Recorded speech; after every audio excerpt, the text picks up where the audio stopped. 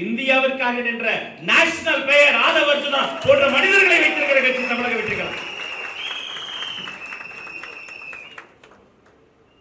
அரசியலுக்கு வருகின்ற போது எல்லாரும் அந்த திமுக கட்சியில நண்டு சிண்டு அல்லு சில்லு இன்னைக்கு வந்தவன் நேத்திக்கு வந்தவன் கேள்வி ஒன்றுதான். ஏன் அந்த இயக்கத்தில் கட்சிக்காக எத்தனையோ காலம் பாடுபட்ட மனிதர்கள் உங்களுக்கு நினைவில்லையா? 10 ஆண்டுகளுக்கு முன்பு அந்த கட்சிக்காக அந்த கட்சியை நவீனப்படுத்தியது யார்? தம்பி, நீ படிச்ச ஸ்கூல்ல வாத்தியாடுறாங்க. எனது அருமை சொந்தங்களே, சென்னைக்குன்னு ஒரு குணம் இருக்கு. சென்னை என்பது நீங்கள் திரைப்படங்களை பார்ப்பது அல்ல. வெறும் ரவுடிங்க கிடையாது, வன்முறையாளர்கள் கிடையாது, வெறும் கோபக்காரர்கள் கிடையாது, அறிஞர்களும் பேராசிரியர்களும் விளையாட்டு வீரர்களும் கொண்ட மண் இந்த சென்னை. மறந்துடாதீங்க. பஸ்ஸுக்கு காசு இருக்க அன்ரிசர்வ் கம்பார்ட்மெண்ட்ல பிளேயர்ஸ் போயிட்டு இருந்தாங்க. இன்னைக்கு பறக்குறாங்க என்னுடைய செல்லக்குட்டிங்க.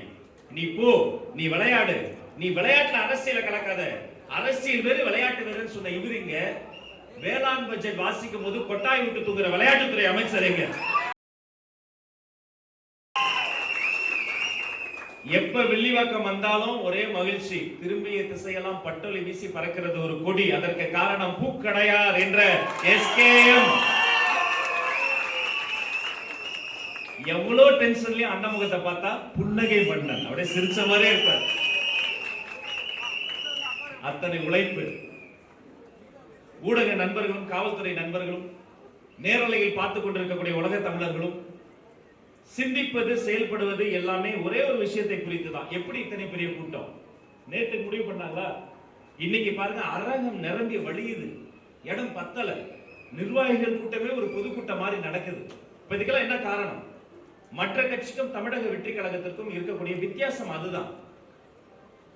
இந்த கட்சிக்கு ஒரு உதாரணம் சொல்றேன், ஒரு எக்ஸாம்பிள். மிஸ்டர் ஆதவ் அர்ஜுனா யார்? இந்த மனிதன் தமிழக வெற்றி கழகத்திற்கு எப்படி வந்தார்? தவழும் வயதில் தாயை இழந்த ஒரு மகன், வளரும் வயதில் தந்தையை இழந்த கொடுமை, வாலிப வயதில் வசந்தங்களை இழந்த ஒரு மாணவன், இழக்க கூடாத வயதில் அத்தனையும் இழந்த ஒரு மனிதன். ஆனால் வாழ்நாளின் கடைசி வரை தன்னம்பிக்கை இழக்காத ஒரு சிங்கம் இந்த ஆதவ் அர்ஜுனா.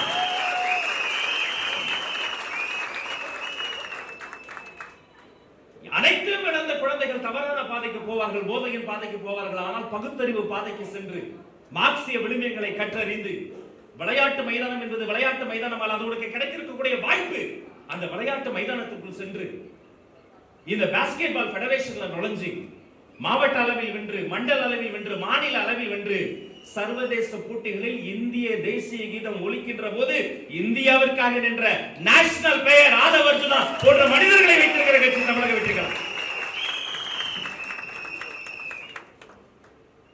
அரசியலுக்கு வருகின்ற போது எல்லாரும் அந்த திமுக கட்சியில நண்டு சிண்டு அல்லு சில்லு இன்னைக்கு வந்தவன் நேத்திக்கு வந்தவன் கேள்வி ஒன்றுதான். ஏன் அந்த இயக்கத்தில் கட்சிக்காக எத்தனையோ காலம் பாடுபட்ட மனிதர்கள் உங்களுக்கு நினைவில்லையா?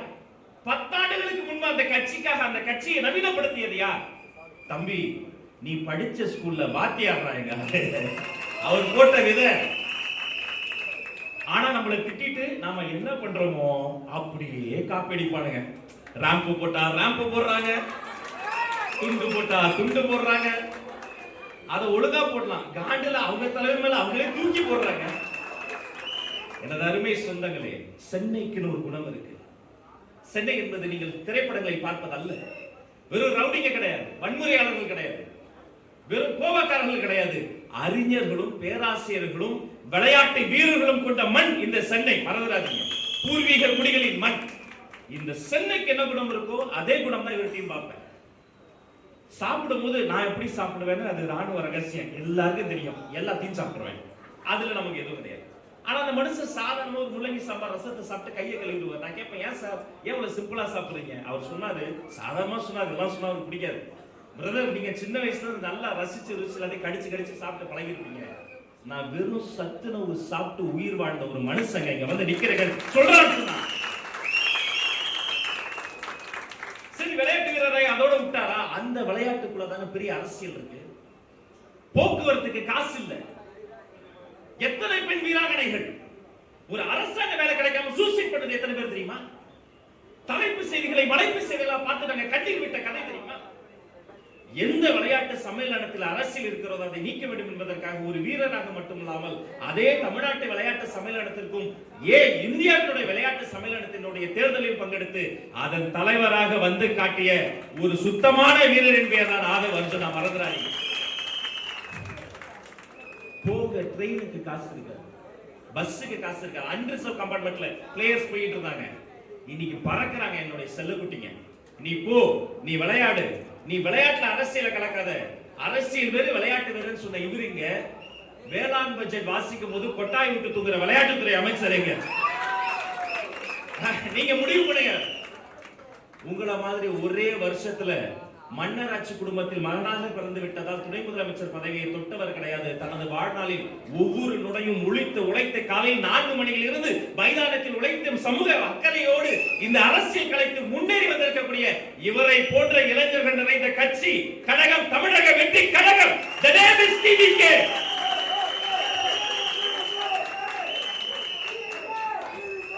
எங்க போனாலும் இதே சத்தம் தான். நான் அண்ணன் உத்தரவிட்டார் பொதுச் செயலாளர், அண்ணனுக்கு என் மேல பாஸ் அதிகம், 6 நாள்ல 12 ஊர் அனுப்பிச்சிட்டாரு. நானும் என் தம்பி லயலாமணி ஆவி மாதிரி சுத்திக்கிட்டு இருக்கோம். நீ எந்த ஊரு, நான் அந்த ஊரு. அதுல திருக்கோவிலூர் ஒரு ஊரு அடிச்சு புடிச்சு போனேன். எங்க அண்ணன் பரணி பாலாஜி ஊர்ல. அங்க போனா அத்தனை பெரிய கூட்டம், குறைஞ்சது 5,000 பேர் இருப்பாங்க. நான் யாருங்க? கடைக்கொடி தொண்டை. தலைவருக்கு வர கூட்டம் இல்லைங்க அது. தலைவருக்கு வர ஆச்சரியம் இல்லை. நான் சாதாரண ஒரு ஆளு. ஆண்கள் பெண்கள் நிக்கிறாங்க. திடீர்னு நடுவுல சாமி தேர் வருது. என்னடா வழக்கமா அவங்க வண்டி தானே அனுப்புவாங்க, சாமி தேரே வருது. ஆனா அத்தனை பேரும் தேருக்கு வழிவிட்டு நின்று சாமியை கையெடுத்து கொண்டு பொதுமக்களும் சேர்ந்து ஒரு பேர் சொன்னாங்க தெரியுமா? சாமி டிவிக்கே ஜெயிக்கணும், சாமி டிவிக்கே டிவிக்கே டிவிக்கே டிவிக்கே. எங்கு போனாலும் இந்த தாரக மந்திரம் தான். பெரம்பூர்ல அவர் பத்த வச்ச நெருப்பு என் போன் சுவிட்ச் ஆஃப் ஆயிருச்சு. பெரம்பூர்லயும் விஜய்னு கொற்றவாசான்னு ஆளாளுக்கு. அப்புறம் சொன்னோம், எங்க அண்ணன் செங்கோட்டையன் சார் சொன்ன மாதிரி தேர்தல் அன்னைக்கு காலையில 10 மணிக்கு தமிழக வெற்றி கழகம் ஆட்சியை பிடிக்க போது எழுதி வச்சுக்கங்க, முடிவு செய்யப்பட்டிருக்கிறது. இந்த நொடி முதல் இங்க இருக்கிற எல்லாரையும் சிரித்த முகத்தையும் பாக்குறேன். உங்களுடைய நேம்ஸ் முதல் கூட பேர் சொல்லி பேசுவார் பொதுச் செயலாளர். உள்ள நுழைஞ்சோம், நான் பாத்துக்கிட்டே இருந்தேன். நேரா வந்தாரு கலீல் முகமது உட்காந்துருக்காரு. பாய் அவர்கிட்ட போனா நல்லா இருக்கியா கேட்டா அந்தம்மா அங்க நின்று இருந்து பாயம்மா அங்க கூட்டுவாங்க. ஏன் இங்க உட்கார வை, இங்க மேடைக்கு வந்து அவனை கப்பு சொல்லு, ஜல்லியை எங்க நிக்கிறான், ஏன் அமலன் உட்கார வை. பேர் சொல்லி பேசக்கூடியவர், பேர் சொல்லி பேசக்கூடியவர் எங்களுடைய கட்சி. தாயா பிள்ளையா அண்ணனா தம்பியா பழகி இருக்கிறோம். உற்சாகமா இருங்க. இனிமே நாம தான் உற்சாகமா இருங்க. வெற்றி அடைய போறோம். தன்னம்பிக்கையோட இருங்க. 1000 தடைக்கற்கள் வந்தாலும் பாத்துக்கலாம். நம்ம கூட யாரா இருக்காங்க பாத்தீங்கல்ல, பல பாபுகள் இருக்கலாம். அந்த பாபுகளுக்கெல்லாம் பிதாமகன் சிங்கம் மாதிரி உட்கார்ந்திருக்காரு. எல்லாரும் பொதுச் செயலாளரின் கடைக்கண் பார்வை பட்டுவிட்டால் போதும். அண்ணா நீங்கள் குரல் கொடுங்கள், கடல் வரும். நீங்கள் கட்டளையிடுங்கள், கொடி வரும். நீங்கள் ஆணையிடுங்கள், வெள்ளி வாக்கம் என்பது வெற்றி வாக்கமாக உங்களிடம் சமர்ப்பிப்போம் என்று சொல்லி விடைபெறுகிறேன். நன்றி நன்றி நன்றி, வணக்கம்.